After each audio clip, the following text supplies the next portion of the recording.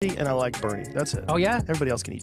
Look at you, progressive. Yeah, I think I'll probably vote for Bernie. I think he's looking out for the interests of the working people, and I think he wants people to have a better life and do better. And I'm all for it. What's going on, you guys? Today we have Joe Rogan getting demolished by Kyle Kulinski and his fans. Joe Rogan has turned on his audience. I'm covering the story, playing a clip from the Kyle Kulinski show, giving some of my commentary. Let's watch. As content creators get to a certain size, it turns into F my audience. They gonna watch anyway because my content is good. But that's the thing, right? Because that actually doesn't last forever. If you break the trust with the audience, after a while, it'll take a long time, but they will slowly but surely go away, right? And now, Rogan still has a gargantuan podcast, but I think he's already peaked.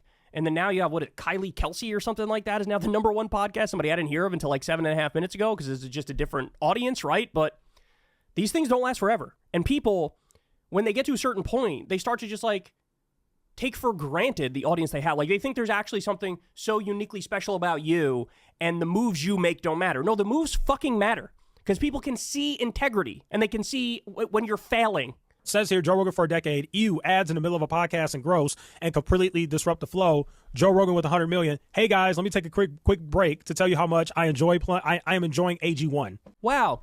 And would you look at that? That just happens to completely and utterly coincide with him selling out to MAGA, selling out to the right. Letting Trump lie on his podcast relentlessly and repeatedly to his audience. Weird. Seems like all the morality, all the ethics, all the dignity, all the rules, all the self-standards, it's out the window as soon as you snuggle up to MAGA. Isn't that interesting? Then somebody commented said his greed is stronger than his convictions.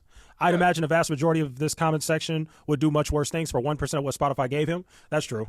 I can't lie, that's true. Stop making excuses. People need to stop making excuses for creators they like. Just stop making excuses. Stop making excuses. If they sold out, they sold out.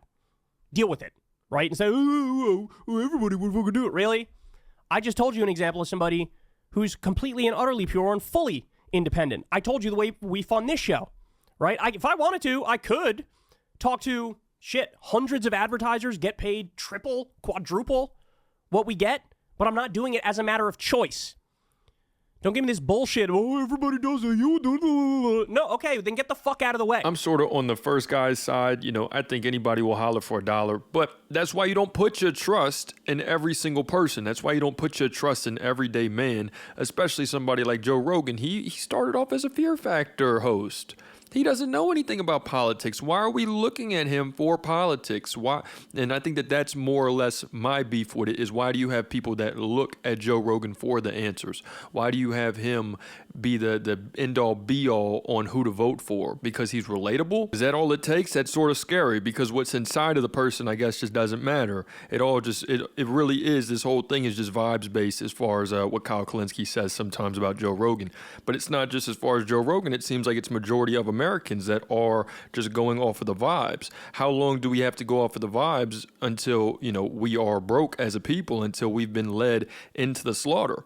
I guess we're going to find out. Go pick a different job, right? And you certainly can't suck yourself off like you're some hero, you're so special, and then ultimately do the wrong thing. People are going to notice. They're going to notice. If they got offered a few $1 million to do what he's doing, they would do it. They would grift like crazy. They'd put an ad every 2 minutes if they could for a few $1 million. So that is true.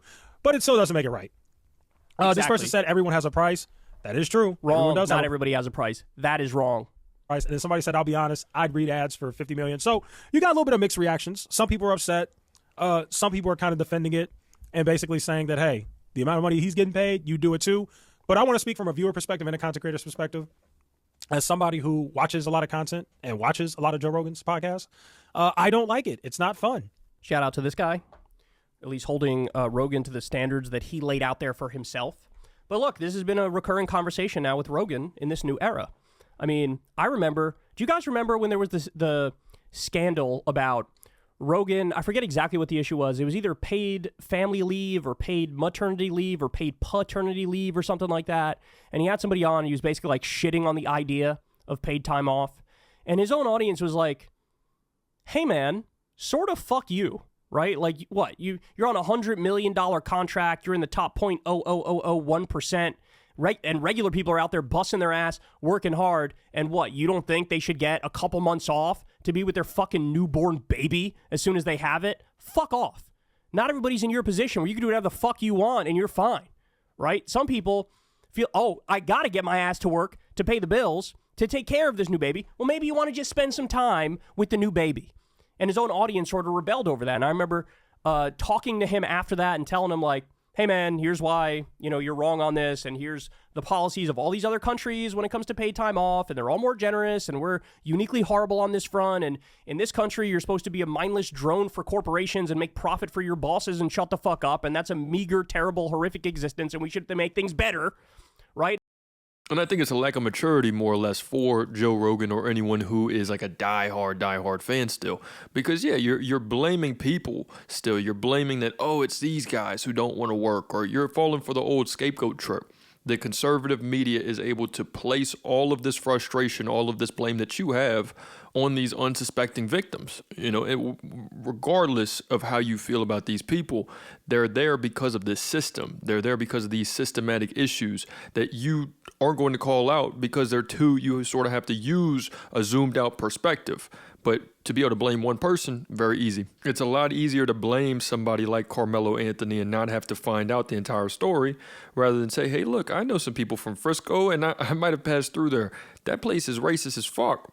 And be able to talk about that issue, to be able to talk about, well, how do we go about that? That's a bigger issue. So it's a lot easier to just blame one person. And I changed his mind on that, or at least I thought I did. But this has happened time and time again. There was a time when he was pro-UBI, had Andrew Yang on, made those arguments. Then, would you look at that? Fast forward a little bit. I think if you do UBI, people get lazy, bro. Even though all the evidence is to the contrary and the studies say the exact opposite. UBI is actually not a good idea. Oh, isn't that cute? Somebody who's worth what? Fucking over $200 million now out there shitting on the idea of universal basic income. So you can't have some poor schmuck who works full time and doesn't make enough money to survive. He can't get an extra $500 a month, can't get an extra $1,000 a month to pay the fucking bills, to look out for himself. And that's why people have said, look, he's just lost touch, right? He just lost touch. That's what it is. Snuggling up to MAGA, hanging out with every fucking robber baron in the country who are literally destroying this country and buying the government and corrupting it so the government doesn't represent us, it represents them. Trying to make them, rehab them and make them look cool. Playing patty cakes with Donald Trump and fucking MAGA assholes and J.D. Vance as he compares Tim Walz to Kim Jong-un, the guy who actually gave people paid time off, the guy who actually did free school breakfast and lunch for kids. Somehow that guy's bad. That guy's like Kim Jong-un, but you're buddy-buddy with J.D. Vance and Donald Trump. Fuck out of here. Fuck out of here. People had enough. They had enough. And now they're waking up. This is what Rogan's been doing recently. Look at this. It's cool how the tech oligarchs operate like Cold War-era CIA and have a network of podcasts and influencers to rehab their image and launder their agenda. So these are the people Rogan's hanging out with. He's got Mark Zuckerberg cucking himself to MAGA. He's got Mark Andreessen lying about the Consumer Financial Protection Bureau because he wants the government to let him get away with committing fraud and doing crimes. He's got Elon Musk, the world's richest man who just bought the government on there, and he, of course, sucks Elon off. He thinks he's some sort of genius. He's got Peter Thiel on his fucking wet, oily face because he's probably injecting the blood of babies. This is who he's hanging out with now. This is who he's hanging out with now. And again, just to remind you, here's who Joe Rogan used to be. He used to be this. I really believe if Michelle Obama runs, she wins. She's good. She's great. She's the wife of the best president that we have had in our lifetime. I've never voted right wing in my life. I consider universal basic income a really good idea. I want free college education. Take it easy. Hello, Bernie. How are you, Joe? Wonderful. Pleasure to meet you. Nice to meet you. I like Tulsi and I like Bernie. That's it. Oh, yeah? Everybody else can eat shit. Look at you, fucking progressive. Yeah. I think I'll probably vote for Bernie. I think he's looking out for the interests of the working people. And I think he wants people to have a better life and do better. And I'm all for that. And if that means I have to pay more in tax, like people think, oh, you're a socialist. I've heard people say that. Oh, you're a fucking socialist, bro. Like, first of all, he's not even a socialist. He's a democratic socialist. So there we have it, you guys. And if you ask me, yeah, I mean, it's just sort of silly. He's going to have Elon Musk on there talking about, how he doesn't really want anybody's money. He's wanting to help the American people get money. He's got so much money that's what he wants to do now, that now he wants to help people, get back what's been stolen from them.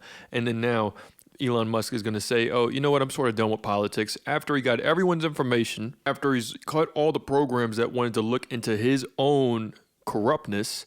Yeah, I mean, that's exactly what's going on, is that he's going to say all these things. And as far as Peter Thiel goes, he's probably hanging out with Diddy. That's probably why he's so oily, if you ask me. But look, let me know what you guys think in the comments. It's another day in the progressive way.